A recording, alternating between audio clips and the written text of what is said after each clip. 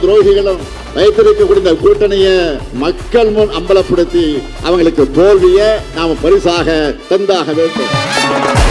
தன்னுடைய ஏவல் அமைப்புகளை வச்சு நம்ம மிரட்ட பார்க்கிறாங்க. உங்களுடைய அரட்டல் மிரட்டலுக்கு பயப்படுறாங்க. அடிமையும் இல்ல, கோழையும் இல்ல. மக்கள் மட்டுமில்லாம பல கட்சிகளும் நம்ம நம்பிக்கை வச்சு நம்ம கூட்டணியில் இணைகிறாங்க. திமுக மட்டும் ஜெயிச்சா போதுன்னு நினைக்கல. யாரெல்லாம் பாஜகவின் தமிழ் விரோத அரசியல் எதிர்க்கிறாங்களோ அவங்க எல்லாரையும் ஒன்றிணைக்கணும். நாம எல்லாரும் ஒன்றிணைந்து வெற்றி பெறணும்னு நினைக்கிறேன்.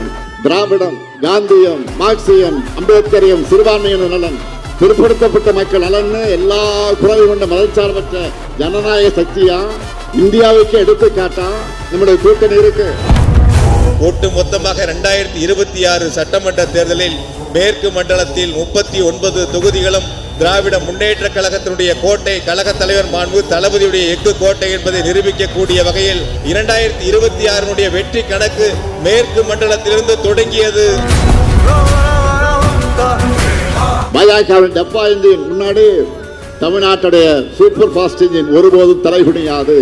அதனால்தான் இந்த தேர்தல் வெற்றி பெற வேண்டியது தமிழ்நாடு அணியா டெல்லி அணியான்னு சொல்லி நான் பரப்புரை செய்கிறேன். இதுல ஜெயிக்க போறது நம்ம முதலச்சார்பற்ற முற்போக்கு கூட்டணி தமிழ்நாடு அணிதான். களத்தில் உழைப்போம்.